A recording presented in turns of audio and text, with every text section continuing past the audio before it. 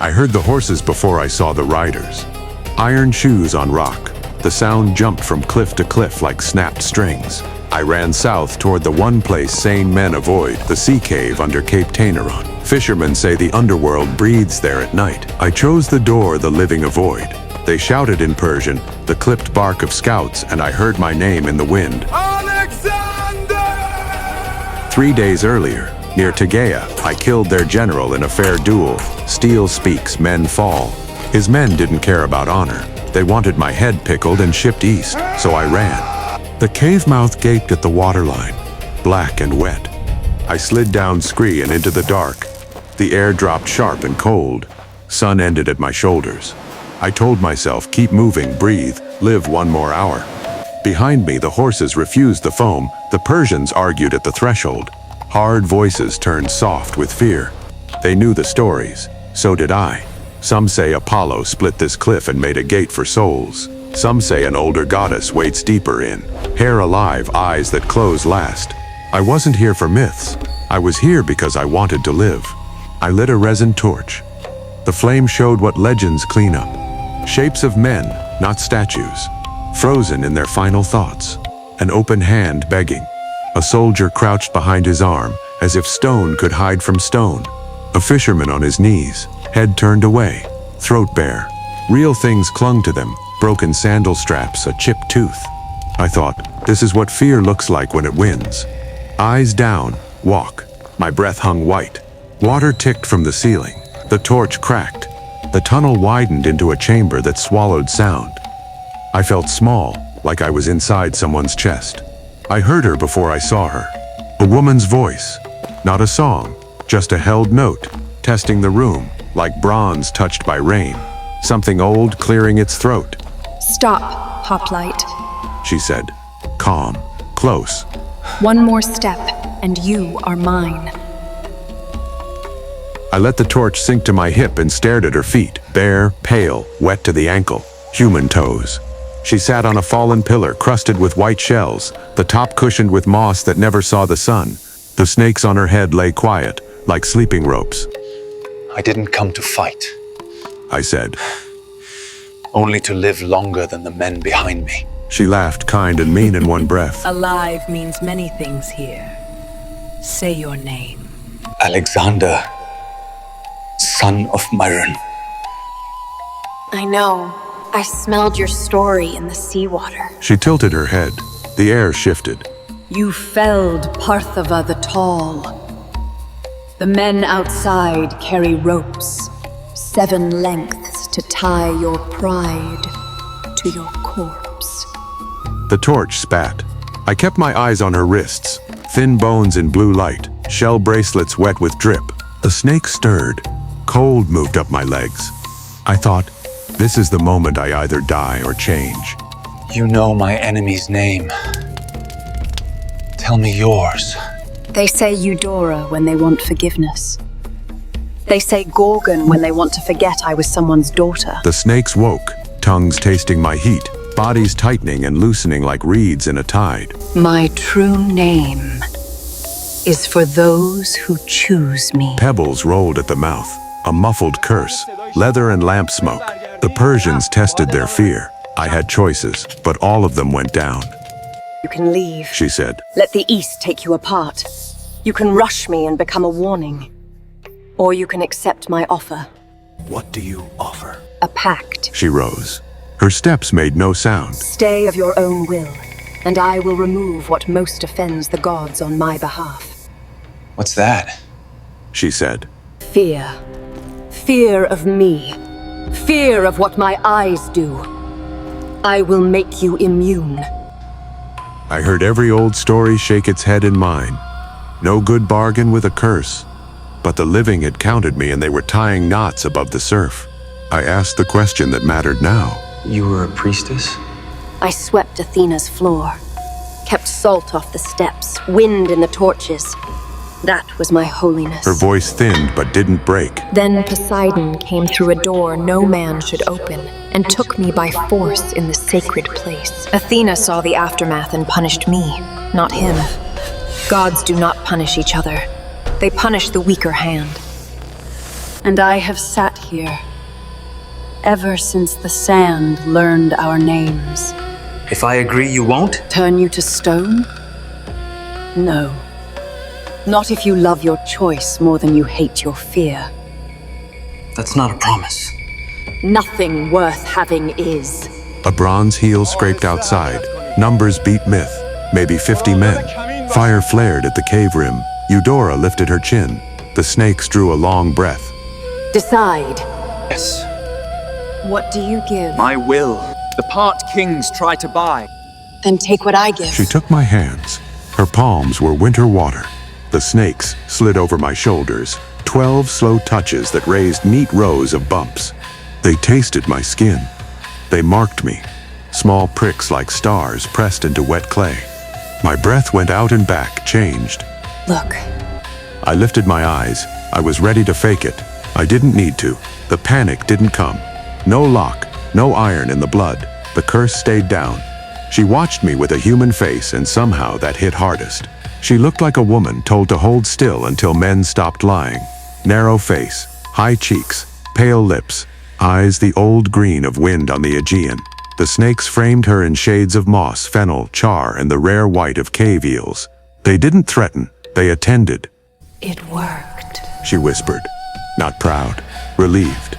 Light poured in as the Persians crowded the entrance. The cave broke it into shards. Odora turned. The snakes lifted to listen. I saw the men shields up, eyes set to export their problems. I stepped away from her without thinking. She let me. Now, she said. The water barely noticed the word. She opened her eyes fully, and the world obeyed. The first man saw and stopped. His face did quick math and found no answer. His heel slid, then froze. Gray crept in from the edges. The second man turned too late. The third raised his shield like a child. Stone does not respect bronze.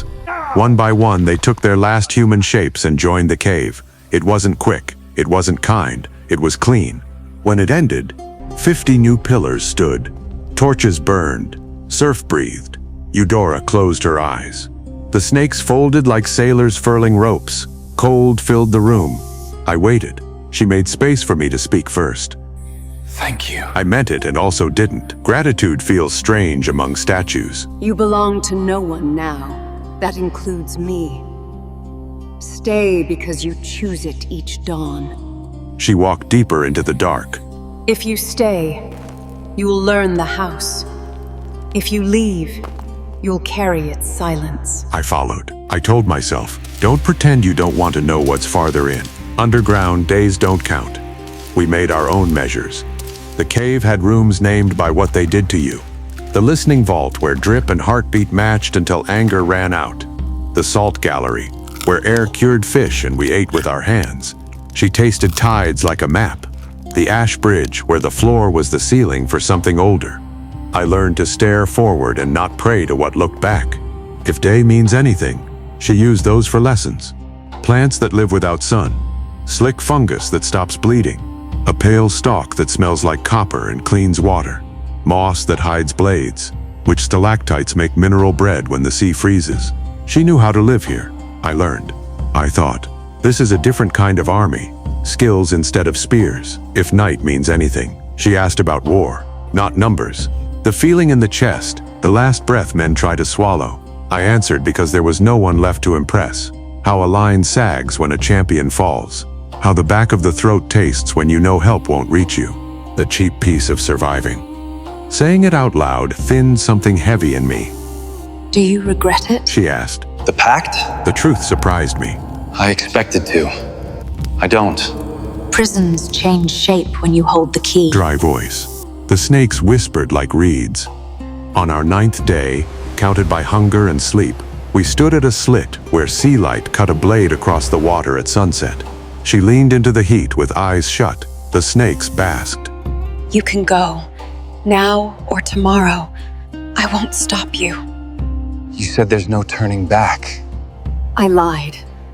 I was afraid. Simple words that weighed more than bronze. But you should know what leaving buys. What? Knowing I will still be here.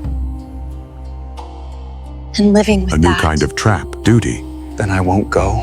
I didn't know I would say it until I did. The cave felt warmer by a breath, I thought. Maybe this is what choosing looks like when no one is watching. We became a pattern. That's how people last. I learned where she didn't want hands that had held swords. She learned the shape of my silences. She told me the old name for the snakes, Koila, the hollow ones, and how their patience measures her day. We slept where the water was loud enough to quiet the mind. Sometimes I woke with my cheek on cool scales. I wasn't afraid. I took note. Fear can be taught to lie down. Men came, not many. A drunk shepherd who lost an ewe. A raider who thought an island could hide a knife. A priest who thought rules could tame power. Some we sent away with a voice in the dark. Some met their end with eyes open.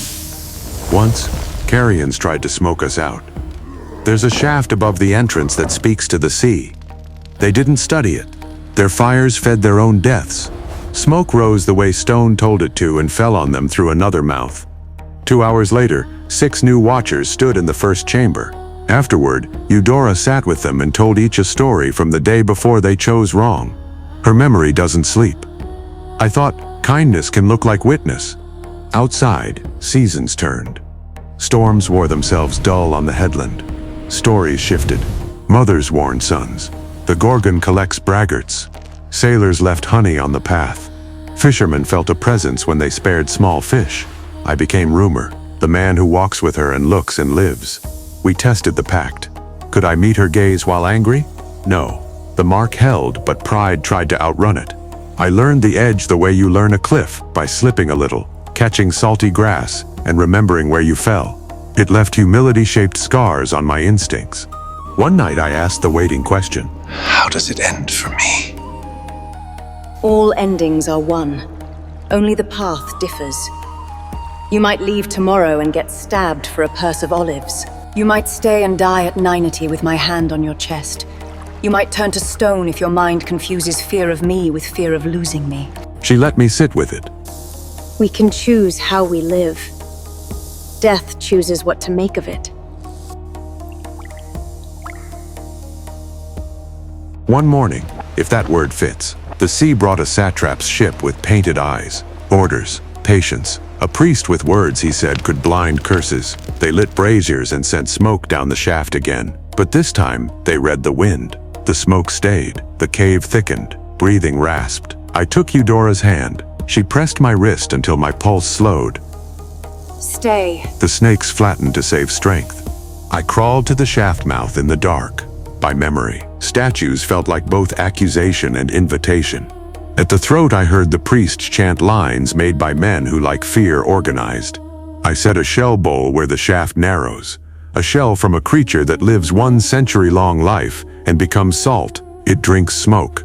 She had taught me where to keep it. The shell filled. The smoke thinned. The priest's voice came down ordinary. Then a sailor laughed. Laughter unties plans. Odora moved behind me like a shadow. She didn't need the air clear. She needed the opening.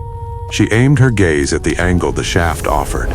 The laughter stopped mid-breath. When the smoke cleared, a new watcher knelt in the first chamber, mouth open to a prayer he'd just invented. We didn't sink the ship. We let it leave without its certainty seller. Life went on. The pact held. My hair went iron. Her snakes knew me by scent and came to rest like I was a warm stone. My left hand learned the deep tides by ache. I carried the names of those who didn't leave as carefully as a sailor carries flame. Years later, long enough for boys raised on Tyneron fear to have sons, I stood again at the crack of light. Odora leaned into it. The snakes were drowsy with warmth. I felt my old life turn inside me and settle in its favored groove. You can still go.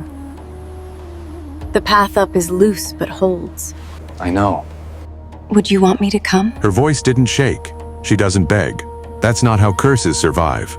I thought of faces blurred by time, a spear's weight, courtyard laughter, waking in the wrong tent, 50 men turning to stone, fungus that stops blood, moss that hides blades, a bowl that drinks smoke. You already came. I'm where you are. She nodded once, small, true enough not to need a smile. Some endings are chosen, some are renewed each day until days run out. Mine is both. I didn't beat the Persians. I outlived their plan. I didn't free a monster. I found a woman shaped by hands that never paid for what they broke and chose to be a piece that didn't cut her back. Men sailing past Taineron still leave honey.